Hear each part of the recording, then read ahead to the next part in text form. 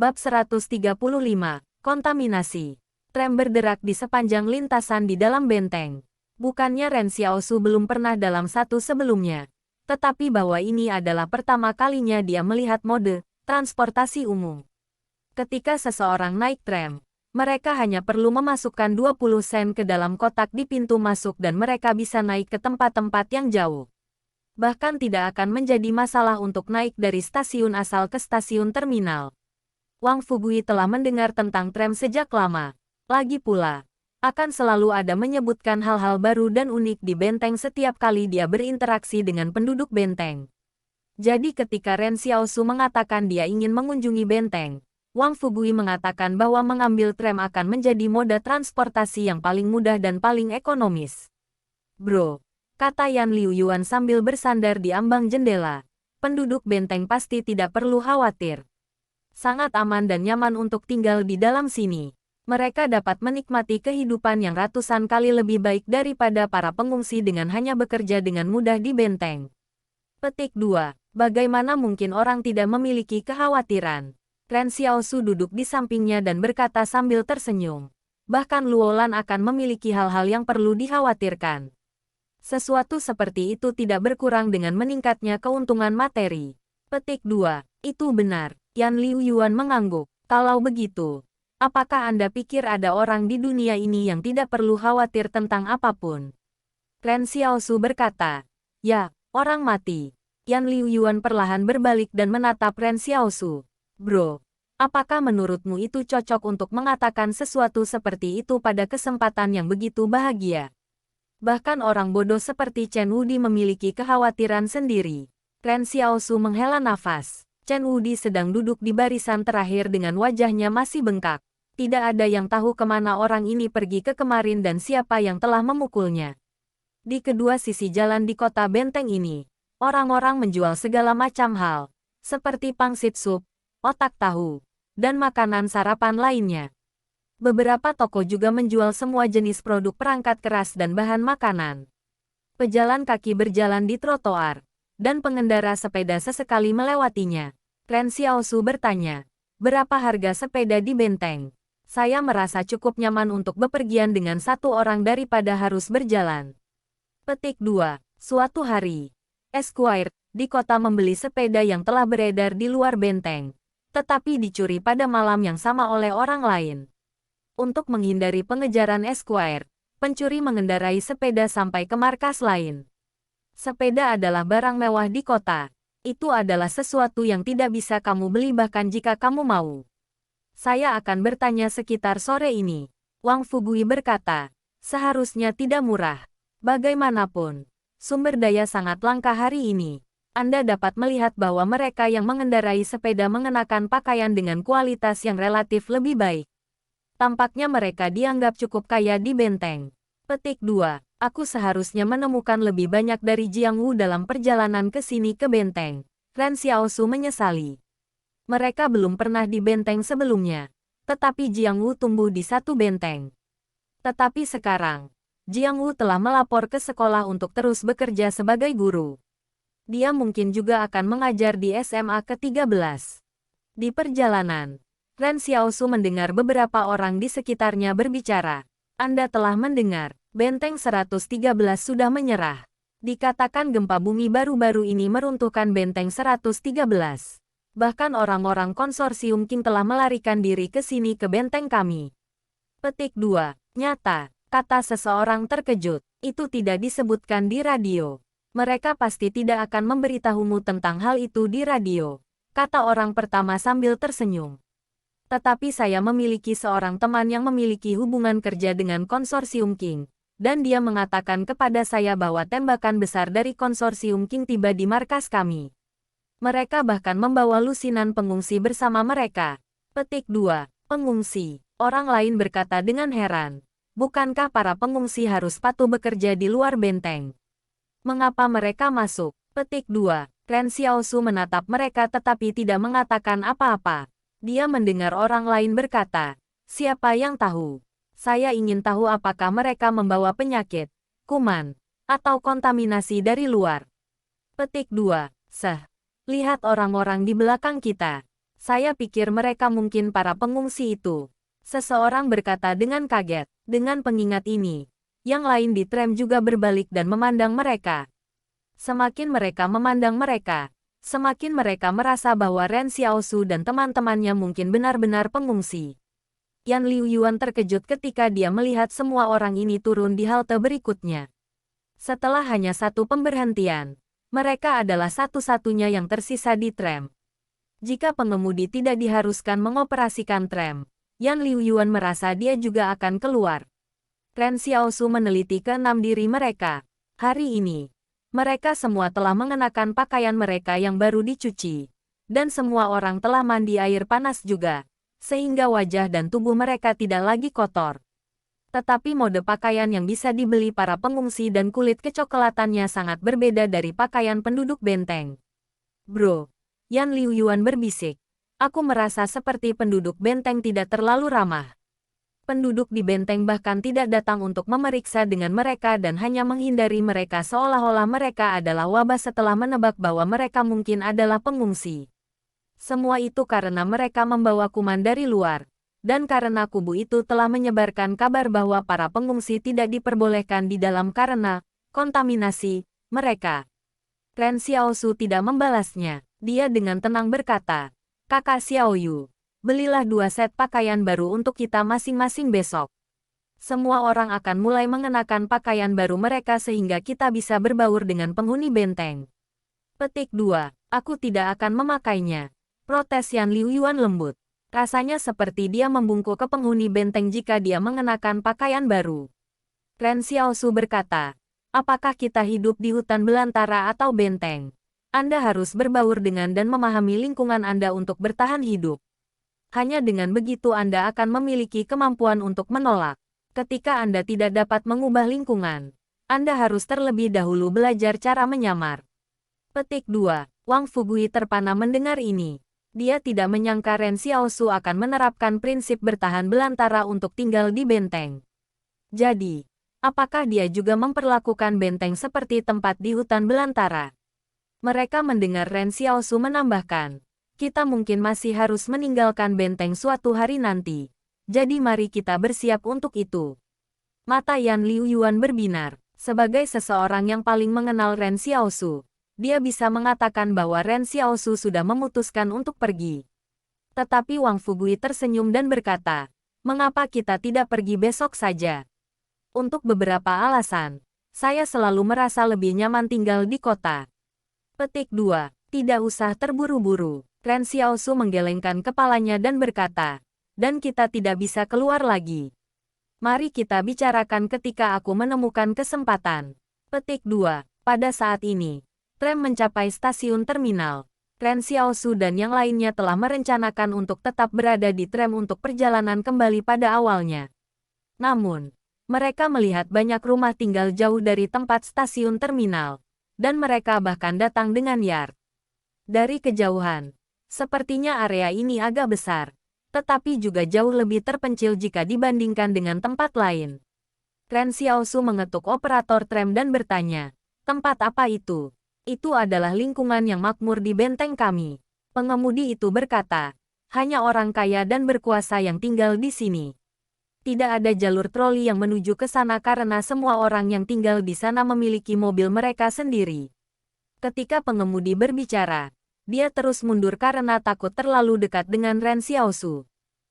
Bab 136. Su Xianchu ada di sini. Sopir itu ingin menegur Ren Xiaosu agar dia berdiri lebih jauh. Tetapi karena suatu alasan, dia ketakutan ketika dia bertemu mata Ren Xiaosu. "Oh, terima kasih." Ren Xiaosu mengangguk ketika dia melihat lingkungan yang makmur.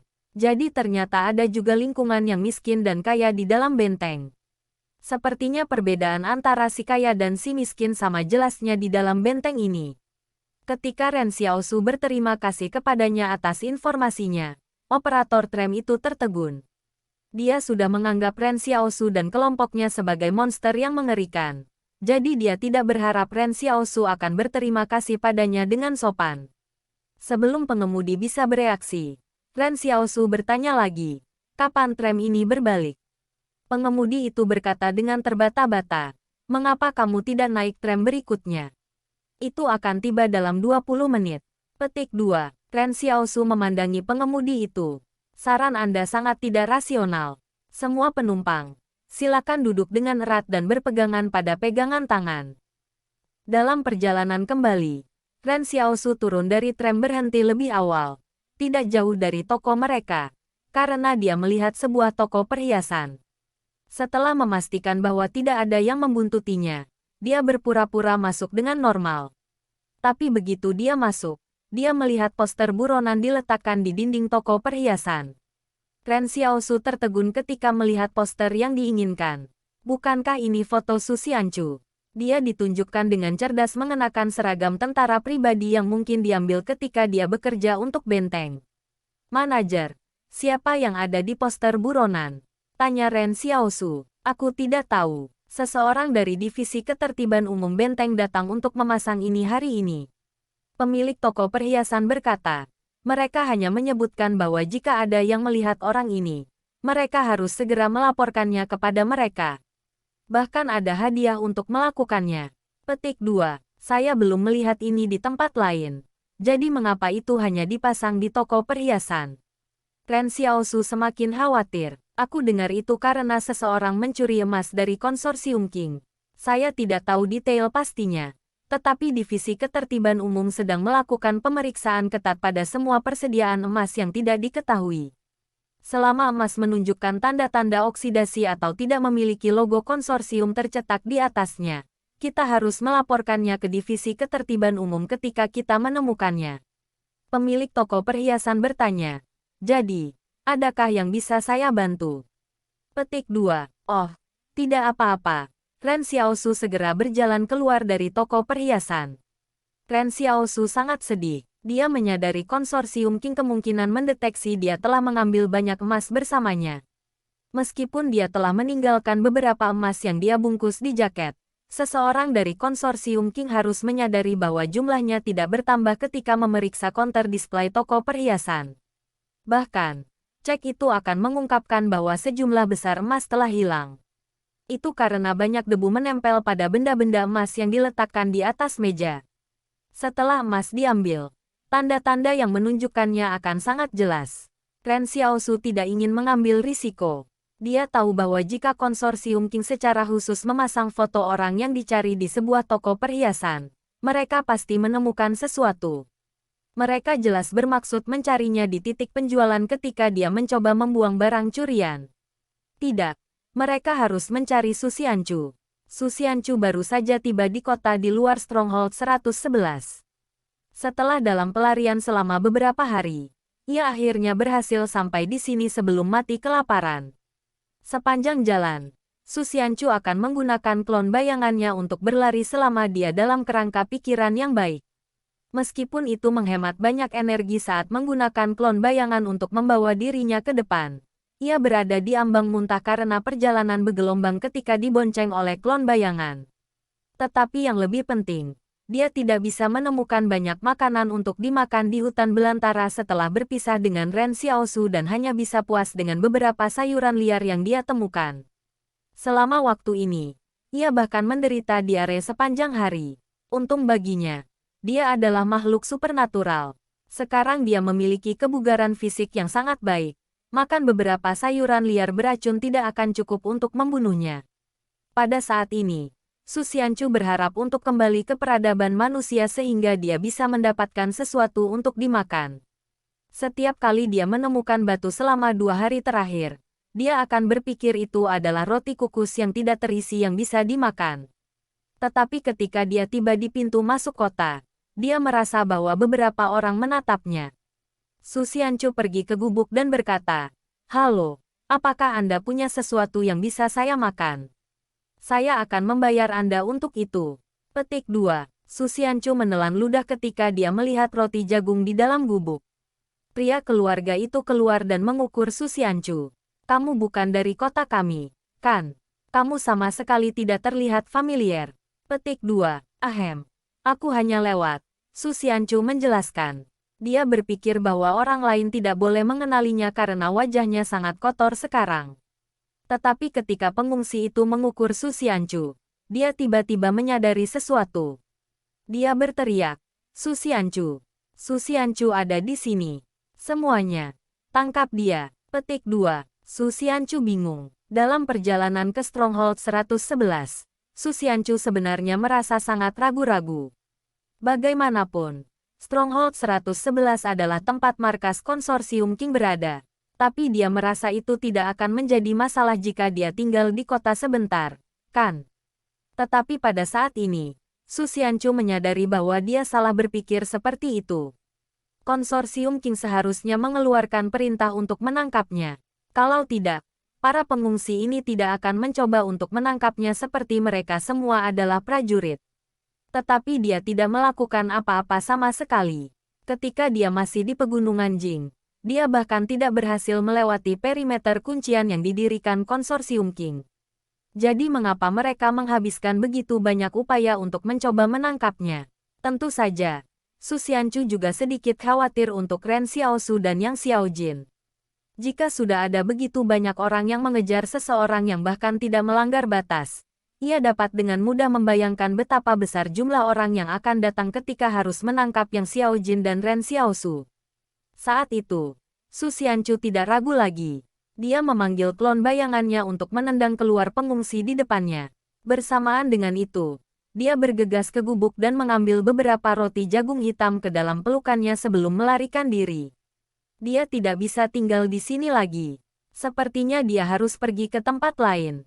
Akan lebih baik jika dia bisa pergi ke suatu tempat yang tidak di bawah kendali konsorsium King. Setelah banyak pertimbangan, Su Xianchu tiba-tiba merasa bahwa Stronghold 109, yang dikendalikan oleh konsorsium Li, adalah pilihan terbaiknya. Pada saat ini, mesin dari konvoi kendaraan besar meraung di kejauhan. Su Xianchu telah memasang bagian belakang klon bayangan sebelum para pengungsi bisa menyusulnya. Klon bayangan buff segera dipercepat ke kedalaman hutan belantara. Ketika para pengungsi melihat ini, mereka berhenti di jalur mereka. Kemungkinan besar ini adalah pertama kalinya mereka melihat makhluk supernatural dengan mata kepala sendiri. Ketika konvoi tiba di kota setelah mengemudi kembali dari jauh di hutan belantara, ia mulai melambat. Di dalam salah satu kendaraan, King Zhen kotor dan tertutup tanah. Jika bukan karena orang-orang konsorsium menjemputnya dari luar pegunungan Jing, siapa yang tahu kapan dia akan kembali ke Stronghold 111. King Zhen mengerutkan kening ketika dia melihat gangguan di kota. Sumen, pergi dan cari tahu apa yang terjadi. Mereka tidak berhasil melihat apa yang terjadi karena mereka terlalu jauh. Sumen menurunkan kaca jendela dan memandang ke salah satu pengungsi. Apa yang terjadi di sini? Pengungsi berjalan dan berkata dengan nada hormat. Kami menemukan Su Xianchu sekarang. King Zhen, yang duduk di belakang, langsung duduk tegak. Su Xianchu. Di mana dia? Pengungsi menunjuk ke arah Su Xianchu melarikan diri dan berkata, dia lari ke padang belantara. Dapatkan seseorang untuk menangkapnya. King Zhen berkata, biarkan tentara Spec Ops melakukannya. Mereka jauh lebih berpengalaman di hutan belantara daripada Su Xianchu. Petik 2. Bos, kata Sumen canggung. Anda akan memulai tahanan rumah Anda. King Zhen bertanya, di mana jalan itu menuju? Sumen memikirkannya. Bos, itu seharusnya Stronghold 109 di sana. Panggil Luolan. King Zhen mengepalkan giginya dan berkata, jika Su Xianchu muncul di sekitar Stronghold 109, aku ingin dia ditangkap.